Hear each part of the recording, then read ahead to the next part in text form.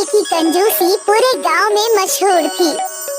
राधा, आज तुम आधा घंटा देरी से आई थी। तुम्हारे 10 घंटे की दिहाड़ी है 100 रुपए, पर तुम आधा घंटा लेट आई थी, इसलिए तुम्हारी दिहाड़ी हुई 95 रुपए। ठीक है। मैं हिसाब किताब में एकदम पक्का हूँ। कल से समय पर आ जाना, समझी? जी मालिक। सेठ गिरधारी लाल दूसरों के साथ ही नहीं बल्कि अपने खुद के परिवार के साथ भी कंजूस था। इस बार मैंने 2 बोरी चावल बोले हैं, आप किराने वाले को पैसे दे देना। अरे बाबा, 2 बोरी चावल? इतने सारे अनाज का हम क्या करेंगे? अरे, इस महीने मेरे दोनों भाई आने वाले हैं। अब वो जवान है, खाना तो खाएंगे ही ना। सत्यानाश! अरे मैं हूँ कि मर मर के पैसे जमा कर रहा हूँ और तुम उसे लुटा रही हो। क्या जरूरत है तुम्हारे दोनों भाइयों को यहाँ आने की? वो उनके कॉलेज की छुट्टी है, कई सालों से मुझसे मिले भी नहीं, तो मैंने बोला कि दोनों आ जाओ। अरे बददिमाग औरत, तू खुद चली जाती ना अपने मायके कुछ दिनों के लिए। ये तो मैंने सोचा ही नहीं। अरे तो सोच, तू मायके जाएगी तो भाइयों के साथ माँ बाप बहनों सभी से मिल लेगी। हाँ, वैसे भी कई सालों से मैं अपने मायके नहीं गई। अरे तो जल्दी जा, सोच क्या रही है? मैं कल ही तेरी टिकट करवाता हूँ। ठीक है। गिरधारी लाल ने 1 बोरी अनाज बचा लिया और वो बहुत खुश था, पर उसे क्या पता था कि उसकी पत्नी का मायके जाना उसे इतना ज्यादा महंगा पड़ेगा। शाम को रेणुका बाजार से ढेर सारी शॉपिंग करके लौटी। अरे बाप रे, ये सब क्या है? शॉपिंग है और क्या? पर इतनी सारी? हाँ, अब जब मायके जाऊंगी तो खाली हाथ थोड़ी ना जाऊंगी। आपकी इज्जत का भी तो सवाल है, वरना मेरे मायके वाले कहेंगे कि रेणुका का पति तो कंजूस है, कुछ भी नहीं भेजा। आपको पता है, मैंने फिर भी आपके बहुत पैसे बचा लिए हैं। और वो कैसे?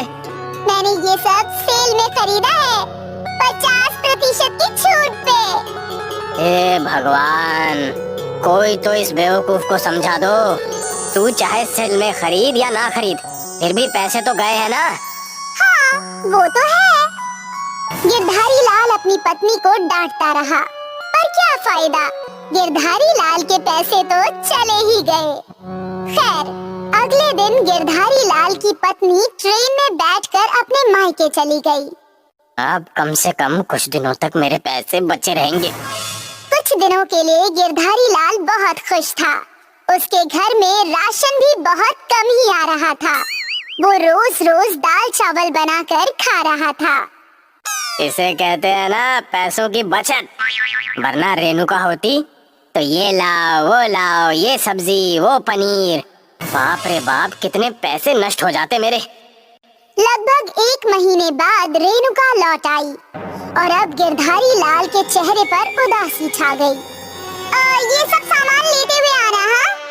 5 किलो शक्कर, 4 किलो दाल, 2 किलो घी, 10 लीटर तेल, इतने सारे सामान की जरूरत कैसे नहीं है? अब 2 लोग होंगे तो इतना खाना तो खाएंगे ही ना। अरे तू औरत है या राक्षस है? इतना सारा सामान खाएगी? अब आप जो भी बोल लो, ये सारा सामान तो आपको लाना ही होगा।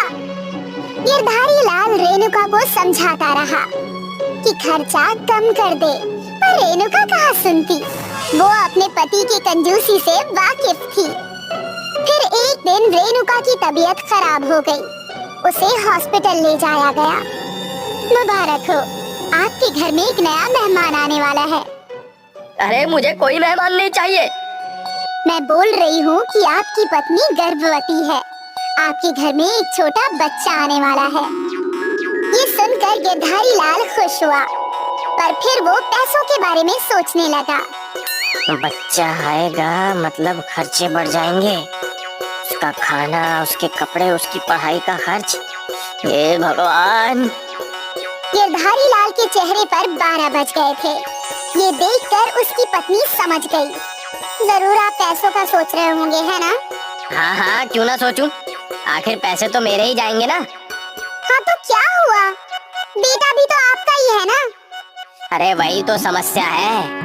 अब बच्चे के पैदा होने का खर्च, उसके खाने का खर्च, कपड़ों का खर्च और फिर पढ़ाई का खर्च। अरे रे, आप इतने दूर चले गए।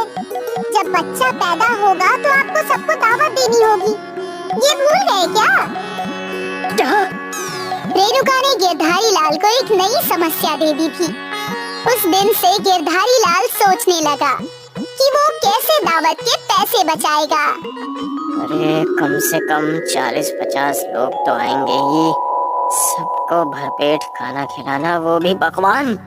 बाप रे बाप, मैं तो लुट जाऊंगा। मुझे कुछ ना कुछ तो सोचना ही पड़ेगा। यहाँ रेणुका की डिलीवरी का समय नजदीक आ रहा था और वहाँ गिरधारी लाल परेशान हो रहा था। क्या करूं, क्या करूं? आखिर एक दिन गिरधारी लाल को ये योजना मिल ही गई और उस दिन उसके चेहरे पर मुस्कान आई। रेणुका ने एक बेटी को जन्म दिया। गिरधारी लाल बहुत खुश था। अरे मेरा बेटा, तुम जितने चाहे उतने मेहमानों को बुलाओ दावत पे। क्या हुआ, आज सूरज पश्चिम से निकला है क्या? अरे वो तो पता नहीं, लेकिन आज मुझे बेटा हुआ है। इस खुशी में रेणुका ने अपने सारे परिचितों और रिश्तेदारों को न्योता दिया। वो कब से सबको दावत पर बुलाना चाहती थी, पर गिरधारी लाल की कंजूसी की वजह से वो कर नहीं पा रही थी। दावत वाली रात को गिरधारी लाल के घर में मेहमानों की भीड़ लगी थी।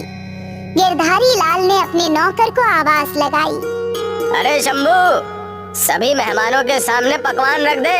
शंभू ने हर आदमी के सामने एक प्लेट रखी जिसमें बस 2 लड्डू थे। बस 2 लड्डू देखकर लोग हैरान रह गए। अरे ये क्या, बस 2 लड्डू? अरे आप कंजूस से और क्या अपेक्षा कर सकते हैं? अरे कम से कम यहाँ बुलाकर हमारा अनादर तो नहीं करना चाहिए था। लोग उठकर जाने ही वाले थे कि अरे अरे रुके रुके रुके, ये आपका अनादर करने के लिए नहीं, बल्कि ये एक खेल है। आपके सामने 2 लड्डू हैं, जब आप वो खा लेंगे तो 2 और लड्डू रख दिए जाएंगे, फिर 2 और ऐसे करते करते आप बेहिसाब लड्डू खा सकते हैं और हर लड्डू खाने के लिए आपको 10 रुपए भी मिलेंगे। क्या कहा भैया, 10 रुपए? अरे वाह वाह वाह वाह वाह, ये लड्डू आपको बिना हाथ मोड़े और बिना मुंह को प्लेट में लगाए खाना होगा। अरे भला ऐसे भी कोई खा सकता है क्या? जरूर, ये कंजूस हमें कुछ खिलाना ही नहीं चाहता। हाँ बिल्कुल, लगता है ये इसका कोई षड्यंत्र है। खाना खाने बैठे सभी लोग गिरधारी लाल की कंजूसी समझ चुके थे। इसी भीड़ में एक समझदार युवा था, गणेश। गणेश को एक तरकीब सूझी। वो सरपंच के पास गया और उन्हें अपनी योजना बताई। वाह, ये तो बहुत ही अच्छा आइडिया है। गणेश ने सभी गांव वालों को एक एक करके अपनी योजना बता दी और सारे खुश थे। और गिरधारी लाल को कुछ समझ नहीं आ रहा था कि आखिर ये हो क्या रहा है। ये लोग कितनी भी कानाफूसी कर लें, लेकिन कोई तरीका ही नहीं है जिससे ये लोग मेरे लड्डू खा सके। पर गिरधारी लाल की ये गलतफहमी टूट गई जब उसने देखा कि सभी लोग अपने बगल में बैठे लोगों को लड्डू खिला रहे थे। अरे ये क्या? लोग लड्डू खाए जा रहे थे और गिरधारी लाल का सेवक लड्डू परोसे जा रहा था। मैंने 10 लड्डू खा लिए, लाओ मेरे 100 रुपए। हाँ भैया, मैंने तो 16 लड्डू खाए गिरधारी भाई, ये आपका अच्छा था। लड्डू भी खा लिए और पैसे भी दोगे। ये खेल रोज खेला करो है। पैसे ले और निकल यहाँ से, चल। एक एक करके गिरधारी लाल को हर एक को पैसे देने पड़े और अपनी जेब खाली देखकर दावत तो मुझे बहुत महंगी पड़ी। काश मैं लोगों को अच्छे से दावत दे देता, कम से कम मेरा खर्चा कम होता। इसलिए आपको हमेशा बोलती हूँ कि इतनी कंजूसी भी मत किया कीजिए, पर आप मेरी सुने तब ना। अब गिरधारी लाल बस अपना सिर पकड़कर बैठा था। वो करता भी तो क्या, उसके इतने सारे पैसे लुट चुके थे।